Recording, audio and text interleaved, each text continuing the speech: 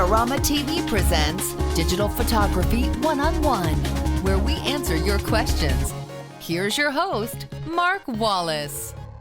Hey everybody, welcome to Digital Photography One-on-One. I'm Mark Wallace. Well, this week we have a question that was actually asked by a ton of people, and so I'm just going to summarize it for you. And it has to do with our sister show, How'd They Do That? And we've shot a lot of interviews with people that use a 50mm and a camera to get some really amazing looking shots. And we're specifically talking about the interviews with Cara Lane and Diana Elizabeth, Matt Dutile, Megan Klug, and Tamar Levine. They all have this very similar look. And so we've had a ton of comments and questions saying, can you please show us how to shoot in manual mode with that wide open aperture to get this really shallow depth of field and just sort of this heavenly look. Well, we're going to do that. But before we do, you really need to understand how to shoot in manual mode. We covered that in episode 53, all about how to put your camera in manual mode and make sure you get the best shots. And then there's another thing you need to understand, and that is called shallow depth of field. We covered that in episode 12 of Digital Photography One-on-One. So you need to know both of those things to make sure you're ready for this episode.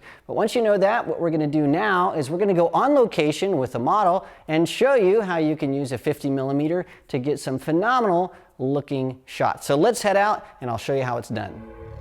Well, here we are in downtown Phoenix and I'm shooting Brenda. She is our model today. And what we're doing is I'm using a Canon 5D Mark II with a 50mm prime lens. That means it doesn't zoom in or out. And I have everything set to manual mode. Now the reason I'm doing that is we have this light that's coming right down over Brenda's shoulders. And if I shot on aperture priority mode or shutter priority mode, then anytime I'm moving my composition, if I got a little bit of that sun to come into the lens, well, it's going to change the exposure drastically, and I don't want that. So I'm shooting in manual mode to make sure I lock in exactly what the exposure is on her face that I want, and then I can shoot with no problem of the exposure going up or down. It's going to stay consistent, and so that's why I'm shooting on manual mode. Now, the lens is also on manual focus.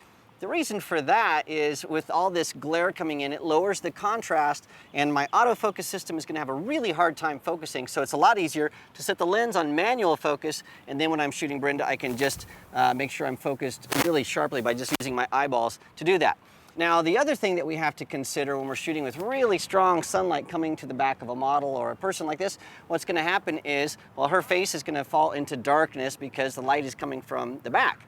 Now, what to do to make sure that you get some light on that is to either use a flash, and that's what I'm using. There's another thing we can do though. We can use one of these guys right here. This is a reflector, and the reflector just adds a little bit of light to the front of a subject.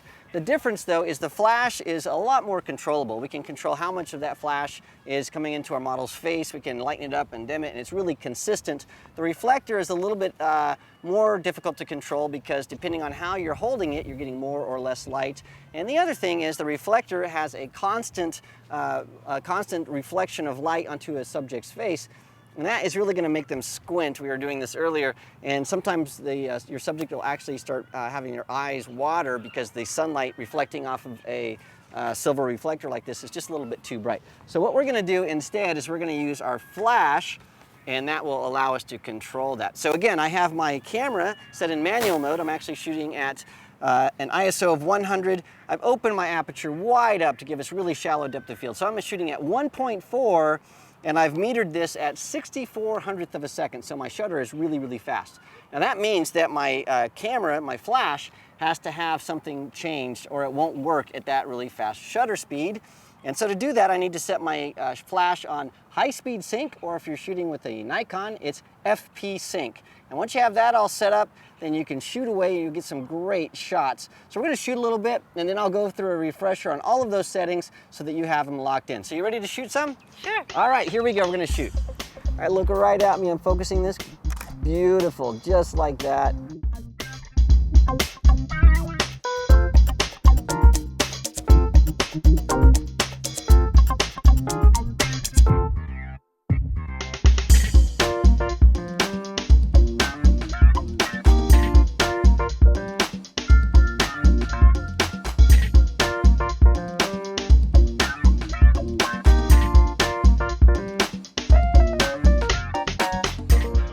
All right, well, that was a lot of fun. We just got done shooting a few shots. Now remember the list to remember. You need to set your camera on manual mode. meter that so that you're metering right on your subject's face. The background, then you can under or overexpose as you wish. If you're using a flash, make sure you set it to high speed sync or FP sync so that you can have your shutter speed go over 200th of a second, or else you'll have all kinds of overexposed problems. And then the other thing is make sure your lens is set to manual focus so that you can focus rapidly, because if you don't, with this sunlight streaming in from behind, it's really going to make your autofocus system go wacky and you won't get those shots. So manual focus, manual mode, make sure you're on high speed sync or FP sync, and fire away. So I'm having so much fun, I want to shoot some more. You want to do it? Yeah, let's All right, so here we go, we're going to shoot some more.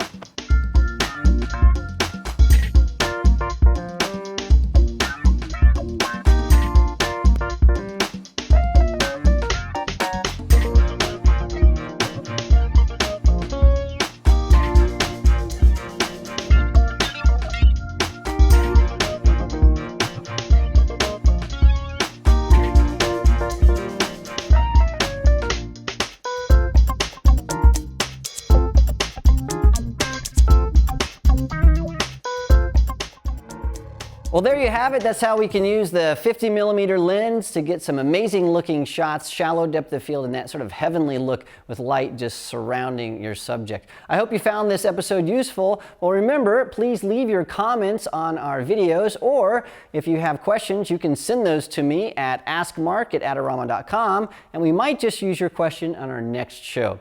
Thanks again for joining me. I'll see you again next week. This episode is brought to you by Adorama TV. Visit the Adorama Learning Center, where you'll find photography tips and techniques, links to the gear used in this episode, and related videos. For all the latest photography, video, and computer gear, visit adorama.com. And the next time you're in New York City, visit our store, located on 18th Street between 5th and 6th Avenue.